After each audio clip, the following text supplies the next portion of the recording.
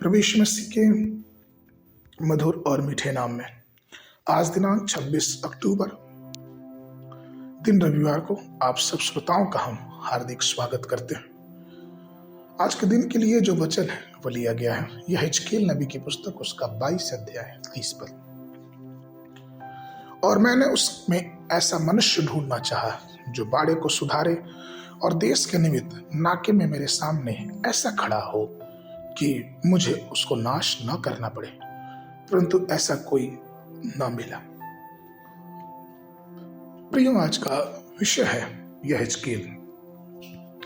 आज हम प्रभु के दास यह हिजकील से आपकी मुलाकात करना चाहते हैं। यह हिजकील शब्द का अर्थ होता है परमेश्वर बल देता है। वह बुजी नामक एक याजक का पुत्र था। यशायाह, यिर्मयाह, दानियेल के समान यह हिजकील को भी बड़े भविष्यवक्ताओं में गिना जाता है। लगभग 22 वर्षों तक उन्होंने प्रभु के वचन की घोषणा और निष्ठापूर्वक सेवा की। उन्होंने राष्ट्रों को उनके पापों से मिलने वाले दंड और न्याय की भविष्यवाणी की। उन्होंने इसराइल के अंतिम पुनरुत्थान और यरूशलेम में स्थापित होने वाले मंदिर की भी भविष्यवाणी की। उन्होंने बताया कि किस प्रकार से मसीही विरोधी यरूशलेम में आएगा और कैसे युद्ध होगा। यह हिजकील को नबूकदनेस्सर ने बंदी बनाकर बेबीलोन ले आया। उसने भविष्यवाणी की और परमेश्वर की चेतावनी को लोगों तक पहुंचाया।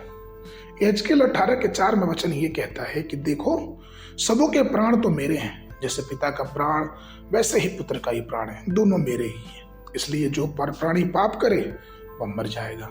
यह हिजकील 36 के 24 में वचन कहता है, मैं तुझे जातियों में से ले लूंगा और देशों में से इकट्ठा करूंगा और तुझको तुम्हारे निज देश में पहुंचा दूंगा। प्रियो, सच कहें तो यह हिजकील को परमेश्वर ने एक पहरेदार के रूप में नियुक्त किया था, अपने परिवार के लिए, अपने लोगों के लिए, अपने रिश्तेदारों के लिए, अपने समाज के लिए, अपने देश के लिए, कि वो आंसुओं के साथ प्रार्थना करे और उन तक परमेश्वर का सुसमाचार पहुंचाए। इन अंतिम दिनों में परमेश्वर हमें भी यह हिजकील के समान खड़ा करना चाहते हैं कि हम बड़ी जिम्मेदारी से परमेश्वर की बातों को अपने लोगों तक पहुंचाएं। यह हिजकील की एक बहुत प्रख्यात घटना जिसने सूखी हड्डियों में जान डाली।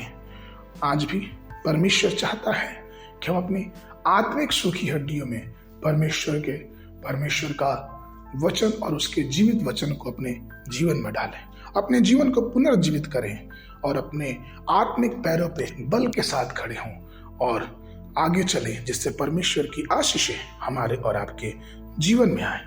तो आइए यह हिजकील के समान परमेश्वर की ऐसी सामर्थ्य लेके चलें जिससे सूखी हड्डियों में भी परमेश्वर की आत्मा के द्वारा बल आने लगे।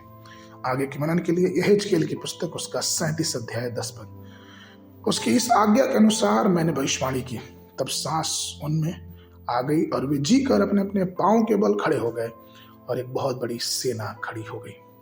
बाइबल अध्ययन के लिए सुबह के समय यिर्मयाह नबी की पुस्तक उसका 9, 10 और 11 अध्याय, संध्या के समय 1 तीमुथियुस उसका 6वां अध्याय। परमेश्वर आप सबको आशीष देवे।